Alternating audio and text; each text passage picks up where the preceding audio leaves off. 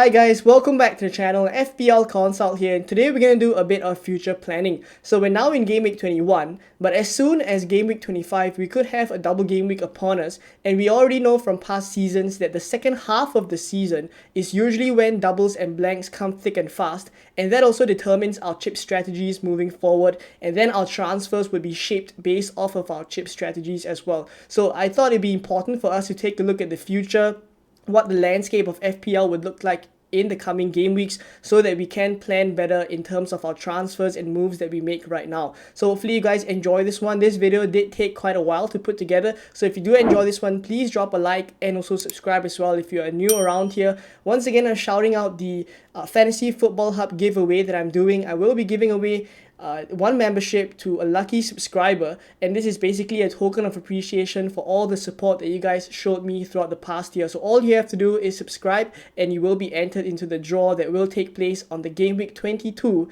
deadline stream. So let's jump into the video, and I'll split up into three parts. So the first part, I'll be talking about what's on the screen right now, which is the outstanding fixtures, because these are where the blanks and doubles could come. And thereafter, I'll give a little bit of a detail of the next coming game weeks when there will be blanks and doubles. And then in the last part, I will be talking a bit about chip strategies that we can consider for the coming game weeks. Right, so before we jump into this graphic on the screen here, do me a favor and pause this video, head over to Twitter and follow at Ben Krellin, that's at Ben Crellin on Twitter, because he is the fixture guru, and this is when you need to have his notifications on for his tweets, because his fixture analysis for the next few game weeks will be crucial, and he will know when doubles and blanks will be coming. So all the content from today's video is credit to Ben Krellin and all his work that he's done. So do drop him a follow, and he will be a very useful account to follow for the coming game weeks.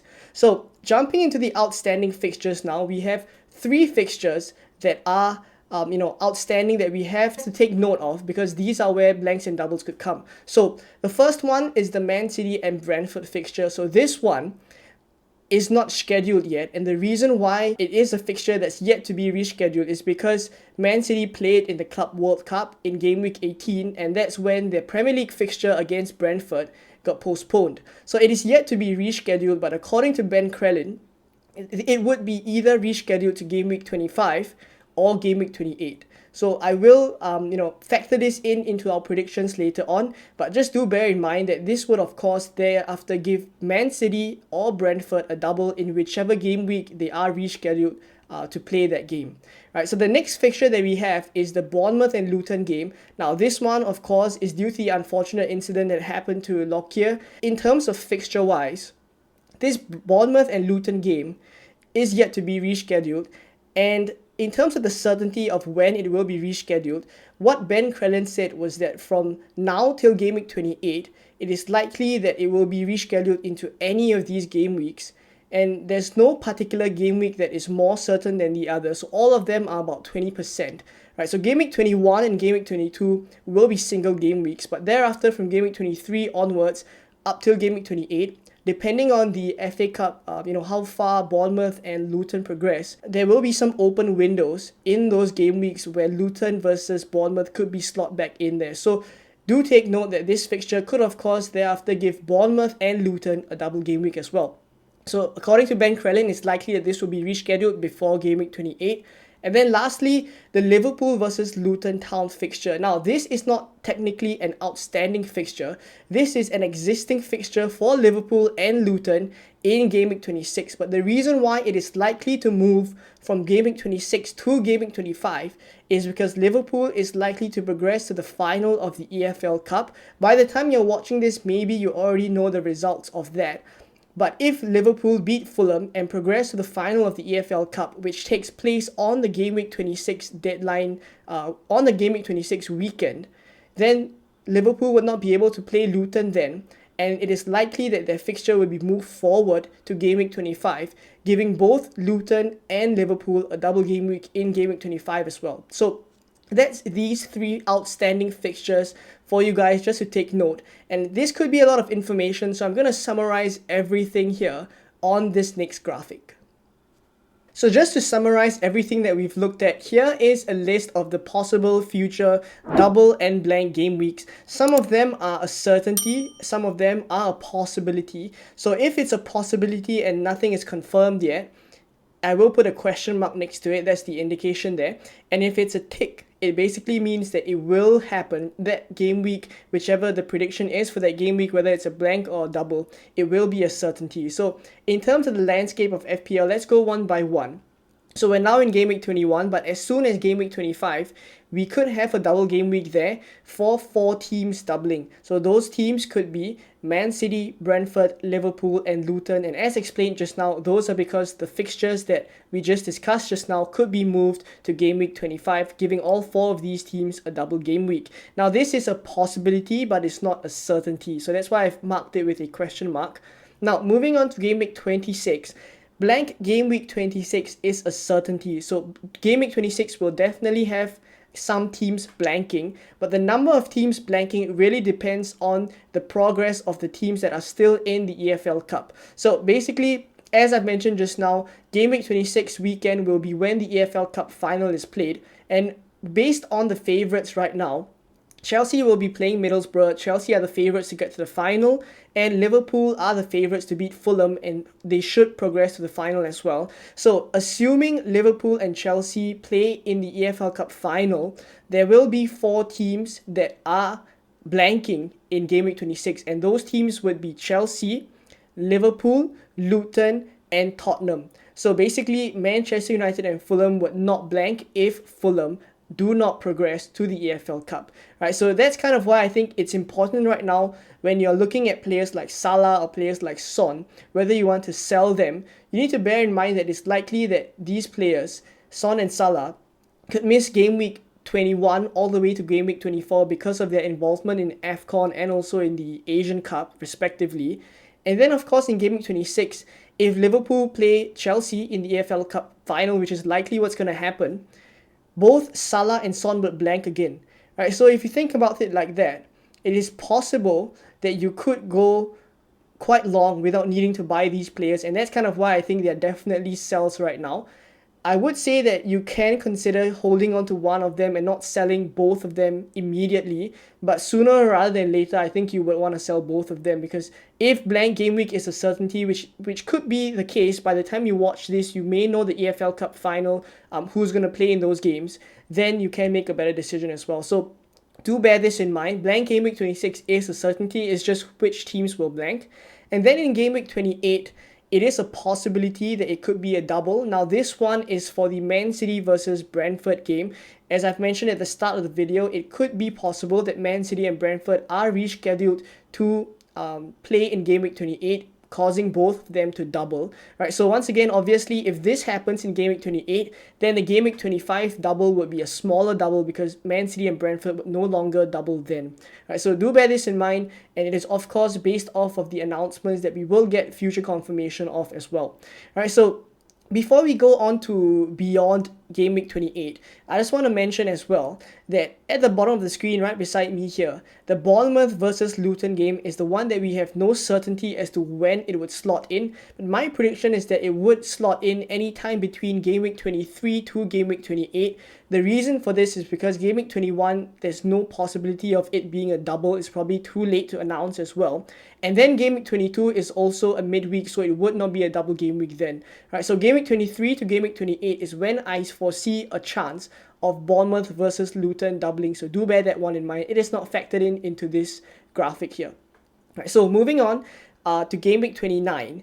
Game week 29 is a certainty that it will be a blank. So that's why I've indicated it with a tick. And the reason is because the FA Cup quarterfinals would take place on the game week 29 deadline. So blank game week 29 will be the biggest blank game week here. So obviously alarm bells are going off of potentially maybe using your free hit or saving it for blank game week 29, where majority of the teams that we will have in our squad will be blanking. So we want to kind of factor that into our plans as well. And then the last pointer here that I have is double game week 34 and double game week 37 are a certainty. So these 2 game weeks will definitely be doubles.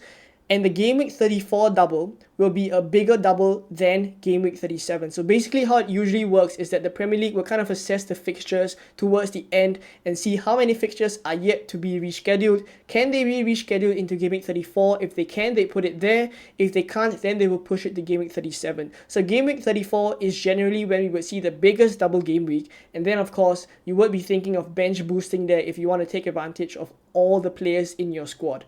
Right, so we'll talk about chip strategy in the next section, but I think game week 34 being a big double will be a great opportunity to use your bench boost there. And then, of course, double game week 37 will be the remainder of the fixtures that have yet to be rescheduled, but they want to end the season all at the same time for all teams on game week 38, and that's why game week 37 will be the final chance for all the teams to double there.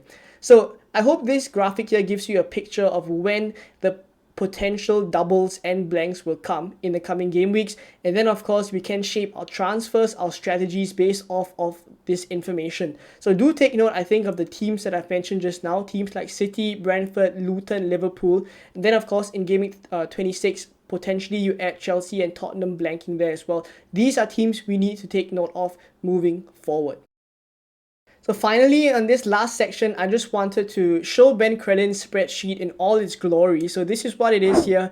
This is the amazing work that Ben Crelin does. So do give him a follow on Twitter and take note of what he says moving forward. I myself have notifications turned on for his tweets so that I'll know when the blanks and doubles are coming up.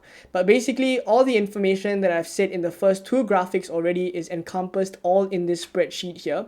So this is just a graphic for those of you who prefer to look at it from an Excel point of view, and this is basically pretty much the same information there. So I just wanted to use this section to talk a bit about strategy, and I would say that there are probably two very popular strategies that would come up out of the analysis of the fixtures moving forward. So the first one is strategy A, and I would think that strategy A is the more popular one.